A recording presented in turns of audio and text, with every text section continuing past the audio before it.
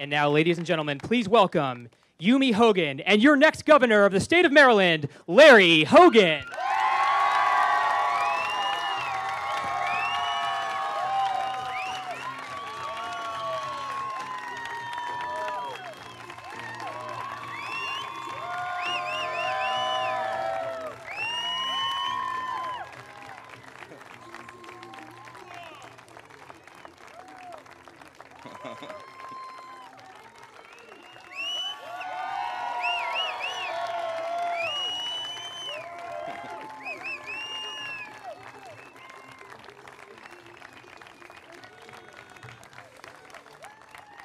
Well, thank you all very, very much.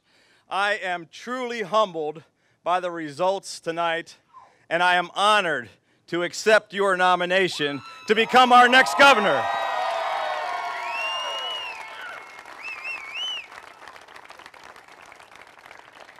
Let me begin by first thanking a few people.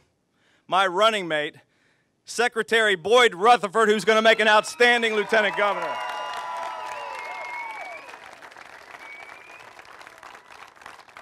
And my better half, my beautiful wife, Yumi. Don't you think she's going to make a great first lady?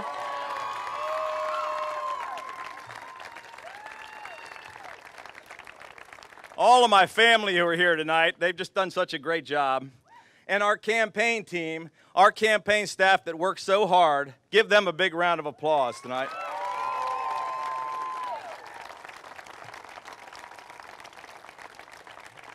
All of our volunteers all across this state, and all of you that are here tonight, thank you so much for all of your work day and night to get us to where we are tonight. And most importantly, I want to thank the voters all across our state who believed in us and who voted to bring real change to Maryland.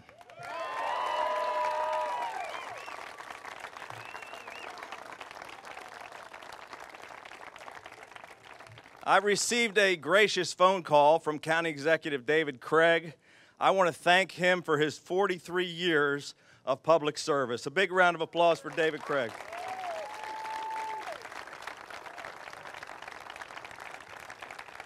And Charles Lawler was a great candidate as well. He brought a lot of energy and enthusiasm, and I think he's got a great future. I'd like to give him a round of applause for his effort.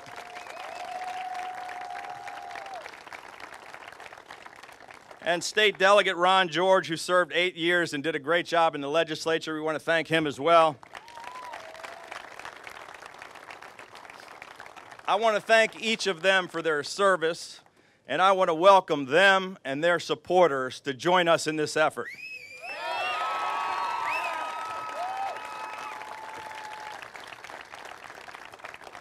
I also want to recognize Attorney General Doug Gansler, who I spoke with earlier today, and Delegate Heather Mazier for their efforts and their contributions. And I want to invite the voters who supported them, who really want to see real change in our state, to consider joining with us.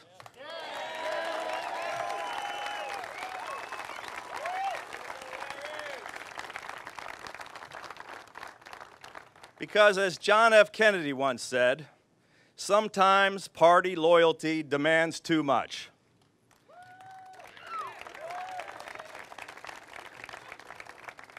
Let me tell you a story about putting partisanship aside and doing the right thing.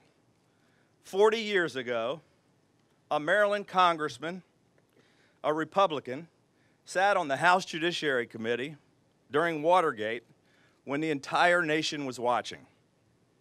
Would a Republican be willing to buck his own party, his own president, to do what was right for the nation?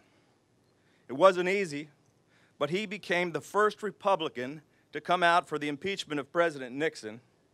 This congressman put aside party and partisanship and made the tough decision. He put doing the right thing ahead of his own personal considerations, and he became the only Republican to vote for all 3 articles of impeachment. That man was my dad, Congressman Larry Hogan, Sr.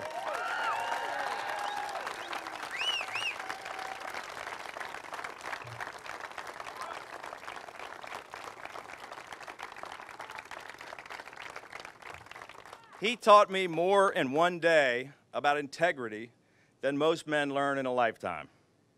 Folks, this election is not just a typical fight between Democrats and Republicans. It's more important than that. This is a fight for Maryland's future, and it's a fight worth fighting.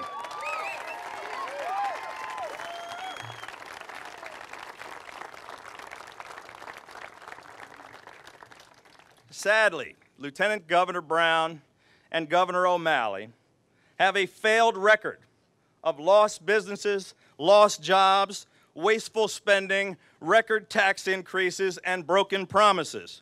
40 consecutive tax hikes that have taken an additional $10 billion out of the pockets of struggling Maryland families and small businesses. We're the only state in the nation that taxes the rain. We've lost 6,500 businesses.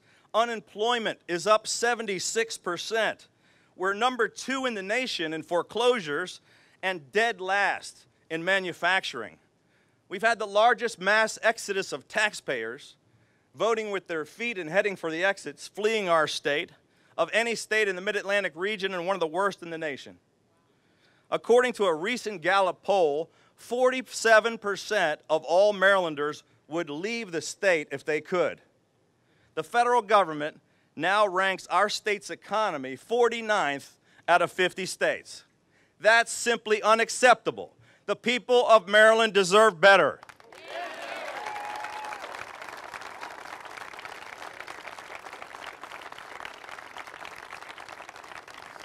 Lieutenant Governor Brown is now asking us for a promotion so he can continue these same failed policies for another 4 years. But we can't let that happen. Quite frankly, this may be our last chance to turn this state around before it's too late.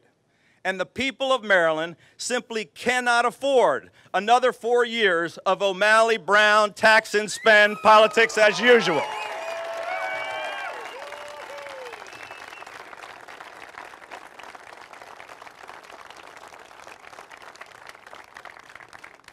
Now, recently, Lieutenant Governor said that the general election was just a molehill, a small, insignificant step on his inevitable march to the governor's mansion. Well, with your help, we're going to turn that molehill into a mountain.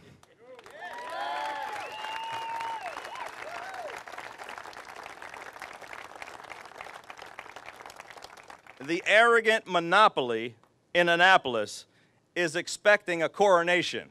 But I'm putting them on notice tonight that what we're going to give them instead is the toughest fight of their political lives.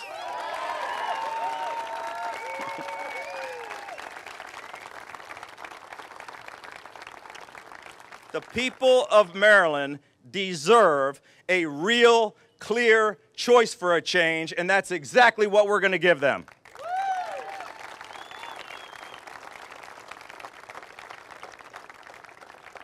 Boyd Rutherford and I plan to put Maryland on a new path. Our focus will be on jobs, middle-class families, and restoring our economy. We're going to cut wasteful spending, roll back as many of these 40 tax increases as we can. Our plan is to get the government off our backs and out of our pockets so we can grow the private sector, put people back to work, and turn our economy around.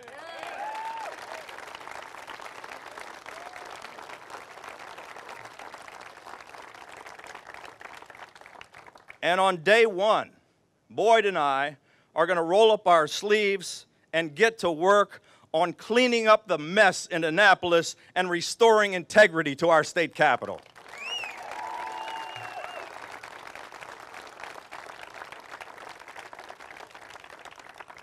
I'm not a professional politician. I'm just a small businessman and a lifelong Marylander who loves this state. I decided to run for governor because I think it's about time the politicians started listening to the rest of us.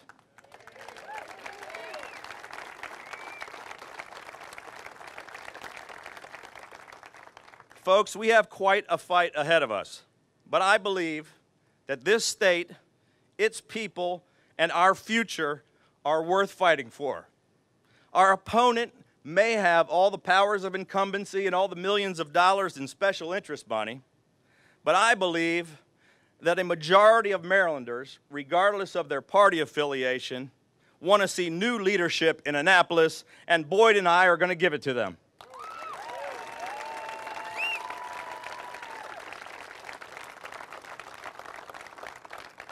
With your help, with all of us working together, this November, we're going to send a strong, clear message to Annapolis, and together we will change Maryland for the better.